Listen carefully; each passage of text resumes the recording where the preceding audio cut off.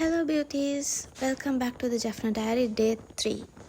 අද අපි යනවා නාගදීපේ. නාගදීපේට යන්න තියෙන බෝට්ටුවේ කියලා නම් ඉතින් හැමෝම දන්නානේ. අපි ඉතින් මෙතනට ඇවිල්ලා බෝට්ටුවක් එනකම් බලාගෙන හිටියා. මට වෙලාව නම් මතක නෑ අපි කීයටද ගියේ කියලා. කොහොම හරි අපි උදේම යන්න හිටියේ. ඒ වුණාට පොඩක් බරක් වුණා ලෑස්ති වෙලා එනකොට.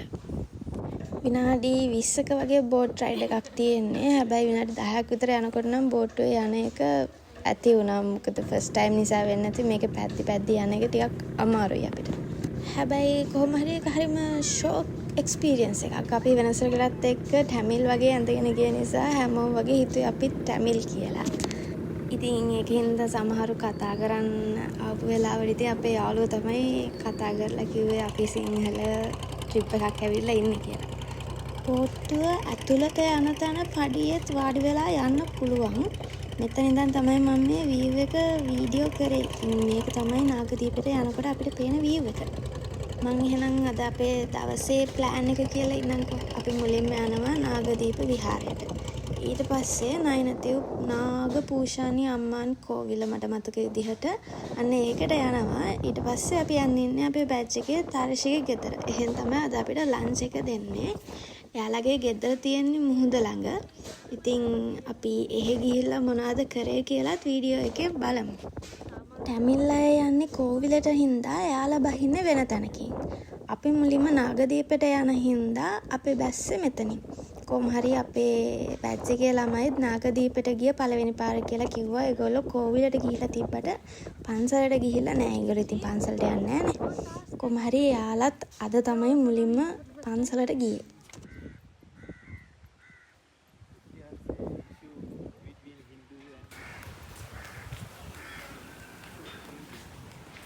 We can't. We have to remove our slippers.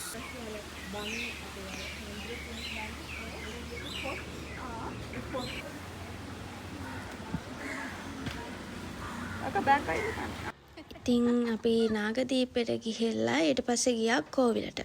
ඉතින් කෝවිල ළඟින් බැස්සේ නැති නිසා මේ පාර දිගේ ඇවිදගෙන යන්න තිබ්බේ හරිම අවුවයි. ඒකින්ද තමයි මේ මිකීගේ ඇඳුම අස්සේ ඉන්නේ මම. කොහොම හරි අපි යනකොටත් පාර දිගේ ඉන්න කට්ටිය ඇහුවා ඇයි කෝවිල ළඟින් බැස්සේ නැත්තේ කියලා. මොකද අපිත් ඇඳගෙන ඉන්නේ ටැමිල් විදිහටනේ. ඉතින් එයාලා හිතුවේ අපි වැරදිලා නාගදීප ගාවින් බැස්සා කියලා. ඉතින් අපි අහන කට්ටියට කියලා ගියා අපි ට්‍රිප් එකක් ආවේ කියලා. After this, where are we going? Now we are going to this hotel. Actually, we are going to eat. That lunch is so good. We are going to eat. We are going to eat here. Veg. Then after that, we will leave from here. And we took the boat and we have to go to that. Bro, this is your first time coming here, right? Yeah. How do you know it's tasty? No, it's like a lot of Hindus, not of Hindus, Tamil, Sinhalese also came here. They are selling the lunch at here. Normally the stuff is every day, not the festival time. Every day, every 3 meals you can eat it here freely. So if you want to come and stay at here for a week or something, now you don't worry about the food. You can eat from this hotel. I don't know, maybe the temple also they will provide food. So the people who are living here eating here? If they want, they can. Sometimes they will cook. If they want non-veg or something, then they should cook. මට කියන්න බැරි වුණානේ අපි කෝවිලනොත් දවල්ට කෑවා. මේ කෝවිලේ හැමදාම උදේ දවල් රාත් 3ටම කට්ටියට කන්න දෙනවා ෆ්‍රී. ඉතින් මෙතන කෑම රසයි කියලාත් කිව්වා. හැබැයි දෙන්නේ වෙජ් කියලා කිව්වා. ඉතින් අපිත් එතනට ගිහිල්ලා අපි ආයෙ එන්නෙත් නෑනේ. අපිත් ඉතින් එතන ගිහලා කාලා ආවා. කොහොම හරි කෑම නම් රසයි.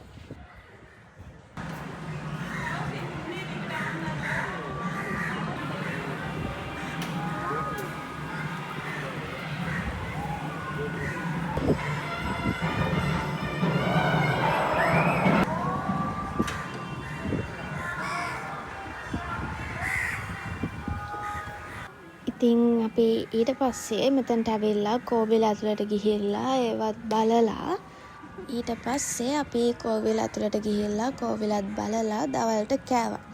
මෙතන ශහන්ට ටැමිල් විදිහට වීඩියෝ ෂූට් එකක් කරන්න ඕනේ කියලා කට්ටියගෙන් ඇඳුනුත් ඉල්ලගෙන පුදුම උනන්දුවකින් ආවේ මෙතනට. ඉතින් අපි කොහොම හරි ඒකත් ඉවර වෙනකන් හිටියා. මට පොඩි කාලේ නම් හිතලා තියෙනවා අපරාධ කෙල්ලෙක් උනේ කොල්ලෙක් වුණා නම් හරි කියලා. හැබැයි දැන් හිතෙනවා ගෑන් ළමෙක් වුණේ හොඳයි කියලා. මොකද මොන හරි උස්සන් එන්න වුණාම අපි යවන්නේත් මෙයාලවනේ. වගකීමක් තියෙන්නේ ලොකුවට. ඉතින් ඒගොල්ලන්ටනේ පව් කියලාත් හිතන වෙලාවකට කමක් නැහැ. ඉතින් ඒවත් කරන්න ඕනේනේ.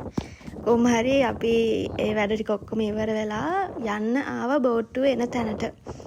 උදේට හරිම ආසාවෙන් ආවට ටිකක් දවල් වෙද්දි හරි මහන්සි යව්වත් එක්ක ටිකක් එපා වෙලා ඉන්නේ දවල් වෙද්දි. ඊට පස්සේ ආයෙ දවල්ට කෑවහම ඒක හරියනවා. කොහොම හරි දැන් මේ අපි හරිම බඩගින්නේ තර්සිලාගේ ගෙදරට යන ගමන් ඉන්නේ. තුන්වෙනි දවස හින්දා අපි තුන් දෙනාම සෑහෙන කළු වෙලා ඉන්නේ.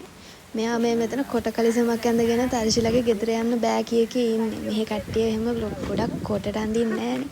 ඉතින් පොඩක් ලැජ්ජාවෙන් ඉන්නේ. කොට කලිසම්. හත්තිට ඕකේ නම් කොහොමද අර මේ කැත බලන්නකො ෂෙහන් ඔයාගේ අර මේ මිනිස්සු. ඔයායි මුණ වහගත්ත රෝෂයන් කියලා ෂෙහන් කියලා දන්නවනේ. මෙහෙ කාවත් දැකලා තියෙනවද ඔහම මම බය හිතනවා අර ගොල්ලන්. අයියෝ ඔහම කොට කලිසම් ඇඳගෙන ඉන්නේ. ඔව් අනේ මෙයා තමයි කියන්නේ. කොහොමද? ඊට පස්සේ සෙල්ලම් කරනවා. බාබා කියන්නේ අරකට බාබා කියන්නේ බාබා කුකුලට කුකුලන්ට බාබා කියන්නේ කුකුලයි. බාබා කියලා කතා කරන්නේ අරගොල්ලෝ. ඒ කතා කරන්නේ බාබා කියන්නේ. ඉතින් එහෙට ගිය ගමන් අපිට බොන්න දුන්න සුප් එකක් වගේ එකක්. ඒක සී ෆුඩ් වලින් හදලා තියෙන්නේ. එයාලා ඒකට කියනවා කිව්වේ කූල් කියලා. හැබැයි ඒක නම් ඇත්තටම මාර රසයි. කොහොම හරි අපි යද්දි එයාලගේ ගෙදරට අලුතෙන් බලු පැටියෙක් ගෙනල්ලා තිබ්බා.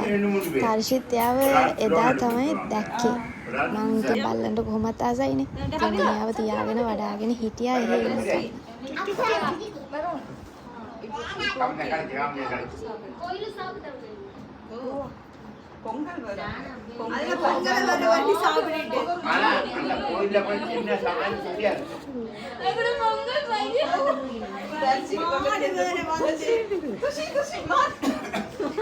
சாம்பார் ஊற்றி சாப்பிட்டாலும் அந்த இடத்துல மட்டும்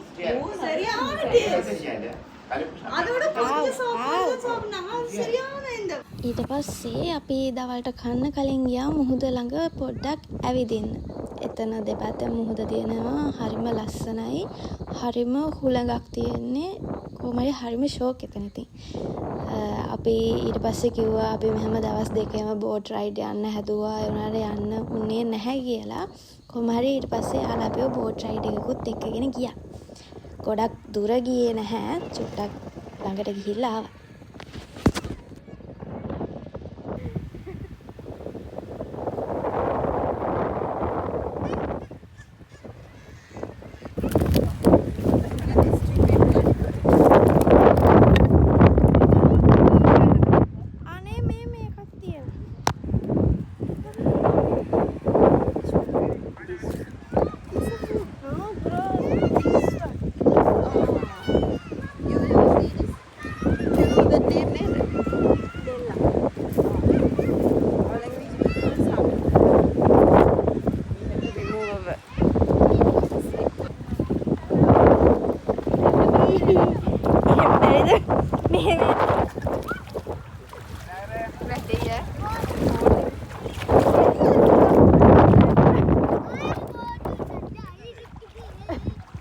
එන්නකො මම මෙතකෙන්.